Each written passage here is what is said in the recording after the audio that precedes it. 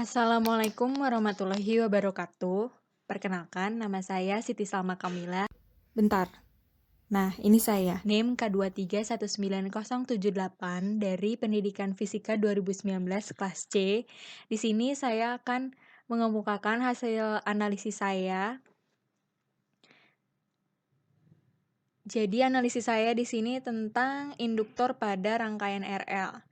Sebelumnya, mari kita simak pembuatan rangkaian RL. Kemudian perlu switch dan repair. Nah, langsung caranya. Nah, terus import, terus switch langsung ada. Set, yang langsung sih. Setelah di sini stator bagian jadi 12 volt, pasang jadi 6 ohm, monitor jadi 3. Nah, ini rangkaian. Rangkaian 30 ohm, ada 12 switch. Nah, setelah melihat proses pembuatan rangkaian RL tadi, selanjutnya di sini sudah saya pindahkan rangkaiannya ke sini. Di sini terlihat ada resistor 6 ohm, induktor 30 mH, saklar, dan juga baterai 12 volt. Pada rangkaian ini, induktor itu bekerja menurut hukum Faraday. Jadi, arus listrik yang mengalir di sini, ketika mengalir itu dia tidak langsung ke angka maksimumnya, tapi dia meningkat secara perlahan. Jadi, ketika saklar ditutup, arus listrik akan naik secara perlahan, jadi dia akan meningkat secara perlahan, kemudian akan menyebabkan flux magnetik juga meningkat secara perlahan, kemudian akan menyebabkan GGL di sini terinduksi, sehingga terjadi perubahan arus listrik. Perubahan arus listrik di sini berlawanan dengan arah arus listrik yang pada awalnya datang. Nah, hal inilah yang menyebabkan kenapa arus listrik itu ketika dia mengalir, dia tidak bisa langsung mencapai angka maksimumnya, karena di sini ada induktor yang menahan arus listrik untuk naik secara instan. Jadi dia akan naik secara perlahan. Nah, induksi yang terjadi pada induktor di sini disebut dengan induksi diri atau self inductance.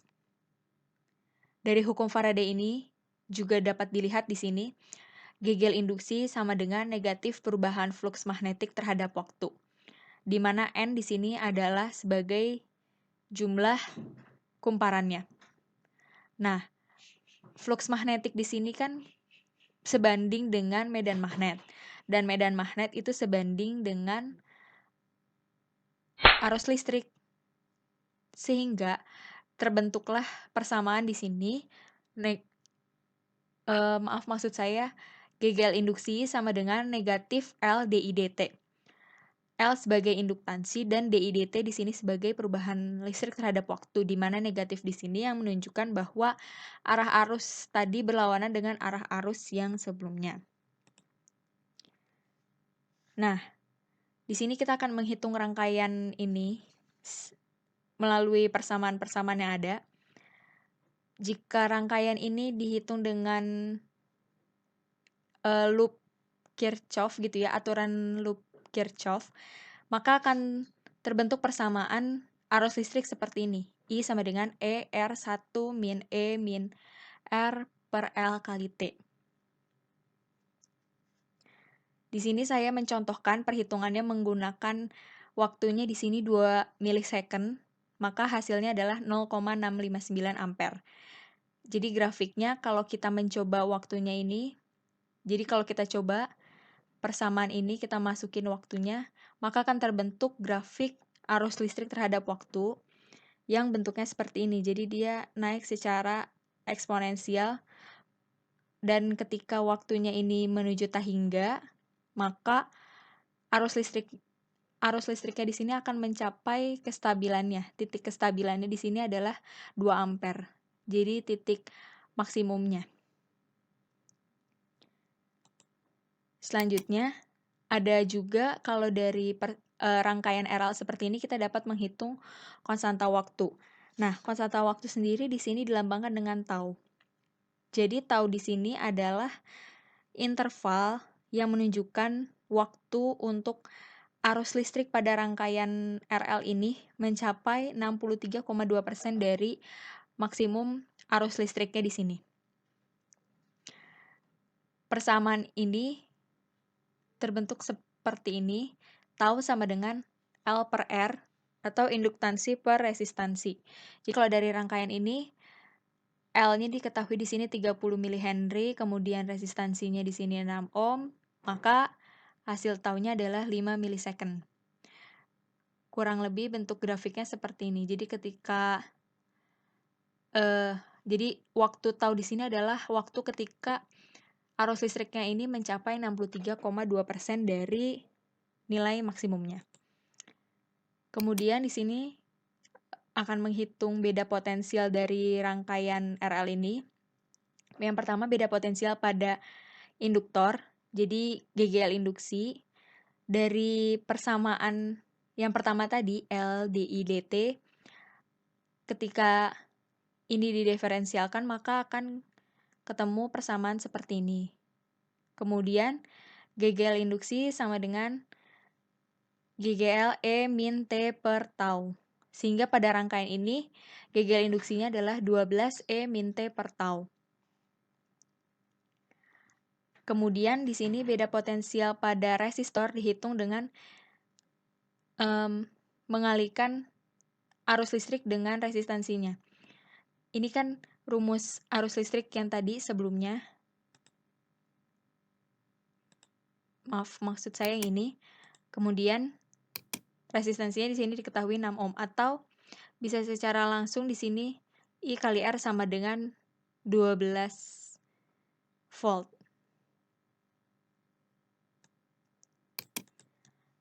Nah, dari perhitungan yang tadi, menggunakan persamaan-persamaan yang tadi, maka akan terbentuk grafik tegangan pada induktor dan resistor seperti ini.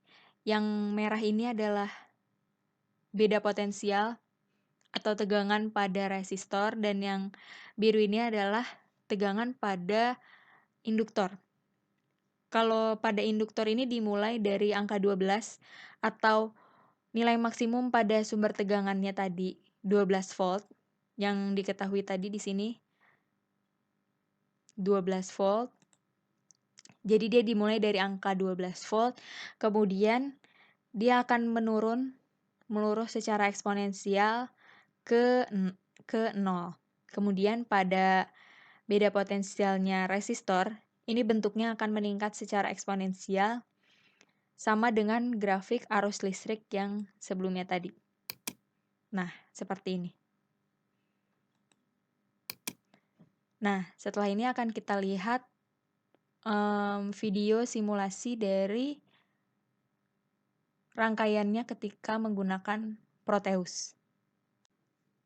Di sini kita akan coba play rangkaiannya, simulasinya di Proteus ini.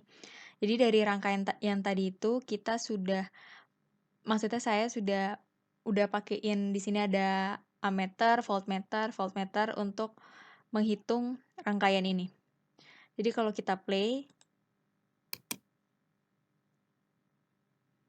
nah di sini waktunya berjalan.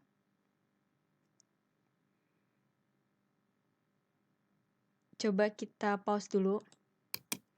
Nah, hasilnya ini sesuai dengan hasil perhitungan yang tadi, yang di sini. Arus listrik di sini tadi dia naik secara perlahan, walaupun di sini terlihatnya cepat banget, tapi dia dari 0 ke 2 ampere di sini dia naik secara perlahan. Kemudian di sini juga resistornya dia naik ke 12 volt. Kemudian di sini pada induktor juga GGL induksinya jadi 0. Jadi pada grafik tadi di sini ketika waktunya berjalan terus menuju tahingga, di sini dia akan mencapai titik kestabilannya, yaitu maksud saya nilai maksimumnya di sini 2 ampere. Pada resistor juga tegangan pada resistor kan tadi dia grafiknya sama, ketika waktunya menuju tahingga dia akan mencapai titik maksimumnya yaitu 12 volt. Kemudian di sini ketika waktunya menuju tahingga juga tegangan pada induktornya ini akan meluruh menuju 0. Nah, sekarang di sini akan terjadi perbedaan dengan maksud saya dengan rangkaian RL yang dihubungkan dengan tegangan AC. Nah, ketika waktu berjalan terus, rangkaian yang dialiri arus AC di sini angkanya berubah-berubah. Jadi karena arus listrik yang mengalir di sini berubah-berubah, maka hasilnya pun tegangan yang ada pada resistor dan induktor pun akan berubah-berubah. Dari simulasi sebelumnya dapat terlihat bahwa arus listrik yang mengalir di sini berubah-ubah. Nah, perubahan tersebut dapat meningkatkan medan magnetik di induktor sini. Kemudian, karena medan magnetiknya meningkat, sehingga induktor itu punya kemampuan untuk menyimpan energi. Tapi hanya dalam waktu yang relatif singkat. Jadi, induktor di sini dapat menyimpan, kemudian menyalurkan energi, menyimpan, menyalurkan energi. Nah, kemampuannya itu yang biasanya disebut dengan induktansi yang dilambangkan dengan L. Kemudian, kesimpulannya adalah apabila induktor dihubungkan dengan sumber DC, maka arus listriknya akan berhenti berubah setelah ia mencapai keadaan maksimumnya atau keadaan stabilnya dia. Sehingga induktor pada rangkaian RL yang dihubungkan dengan sumber DC tadi, di situ hanya sebagai penghantar arus listrik biasa seperti konduktor pada umumnya. Selain itu, apabila induktor dihubungkan dengan sumber AC, maka arus listriknya akan berubah-ubah sehingga akan terjadi penyimpanan dan penyaluran energi pada induktor, seperti sebuah siklus. Nah, karena fungsinya yang dapat menyimpan dan menyalurkan energi ini, pada umumnya induktor itu diaplikasikan sebagai filter pada rangkaian yang berkaitan dengan frekuensi. Selain itu transformer, motor listrik, solenoid, relay, dan speaker, dan juga ada mikrofon. Itu diantara contoh-contoh penerapannya. Jadi sekian analisis yang dapat saya sampaikan. Kurang lebihnya saya mohon maaf. Wassalamualaikum warahmatullahi wabarakatuh.